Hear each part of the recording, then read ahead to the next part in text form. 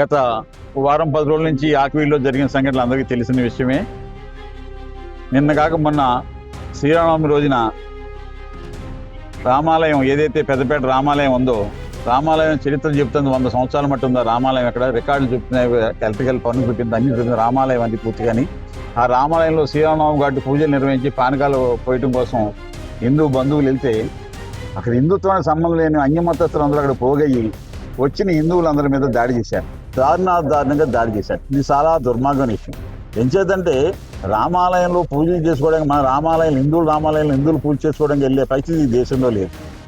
అది ఈ ప్రతి హిందువు ఆలోచించారు. ప్రభుత్వాలు కాదు, ముందు హిందువులు ఆలోచించారు. మన దేవాలయాలు మనం వెళ్ళే పరిస్థితి లేదు.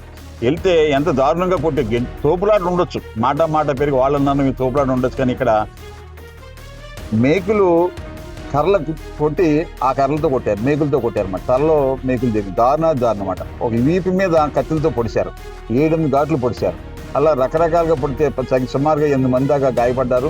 అందులో 2-3 చాలా తీవ్రమైన గాయాలతో ఉన్నారు. చాలా డిప్యూటీ స్పీకర్ ఎవరైతే ఉన్నారో మనకి, ఆ స్థానిక శాసనసభ్యులు ఆయన వెళ్తే ఆయన రాముల వారి దండేయడానికి అక్కడ ఉన్న మహిళలు అడ్డు చెప్పారు. రాముల వారి దండేయడానికి లేదు, ఆయన హిందూ దేవాలయం, శ్రీరాముడు ఆయన ఆరాధ్య దైవం. ఆయన వెళ్తే దండేయడానికి అక్కడ ఎవరో కూడా ఇంకేం ఒప్పుకోలేదు. ఆయన దండ వేసుకుని వచ్చారు, ఆయన మీద నానా దుర్భాషలాడారు, ఆయన వాహనం మీద దాడి చేశారు. ఇది మన పరిస్థితి, హిందువుల పరిస్థితి. ప్రతి హిందువు దీని గురించి ఆలోచించాలి. మనం చాలా అక్కడ చుట్టుపక్కల అన్ని చర్చలు ఉన్నాయి, అవన్నీ కూడా పర్మిషన్ ఉన్నాయి కాదు. అక్కడే కాదు, దేశవ్యాప్తంగా ఉన్న ఏ చర్చిలో కూడా 190% చర్చలు ఎటువంటి అనుమతులు లేకుండా ఇళ్లకు పర్మిషన్ తీసుకుని పొరంబోకుల్లో కట్టి రకరకాలుగా ఉన్నాయి. ఆ చర్చిలన్నింటినీ కూడా అనుమతులు చెక్ చేసి ఆ చర్చిలన్నింటినీ ఇమ్మీడియట్లీ రాష్ట్ర ప్రభుత్వం కూల్చేయాలి. అలాగే ఎస్సీలు ఎవరైతే ఎస్సీలుగా ఉన్నారో వాళ్ళ హక్కులు కాలు రాస్తున్నారు. వీళ్ళందరూ మతం మారిపోయి న్యాయమైన హిందూ ఎస్సీలకి అన్యాయం జరిగేలాగా రిజర్వేషన్ వాళ్ళు పొందుతున్నారు. వీళ్ళు ఎవరో రిజర్వేషన్ పొందలేకపోతున్నారు. వాళ్ళ యొక్క సర్టిఫికేట్లు అన్నీ వెరిఫై చేసి వాడు క్రిస్టియన్ కన్వర్టెడ్ క్రిస్టియన్ అని తెలుసుకుని వాళ్ళ యొక్క సర్టిఫికేట్లు అన్నీ కూడా ఎస్సీ సర్టిఫికేట్లు అన్నీ నిజమైన క్రిస్టియన్ అయితే ధైర్యంగా చెప్పుకునే దమ్ము లేదు వాళ్ళకి. వాళ్ళందరూ క్రిస్టియన్సే కానీ ఎస్సీ సర్టిఫికేట్లు ఉన్నాయి. అవన్నీ పాస్టర్స్ కూడా ఎస్సీ సర్టిఫికేట్లు ఉంటే వాళ్ళు పాస్టర్స్గా ఉంటారు.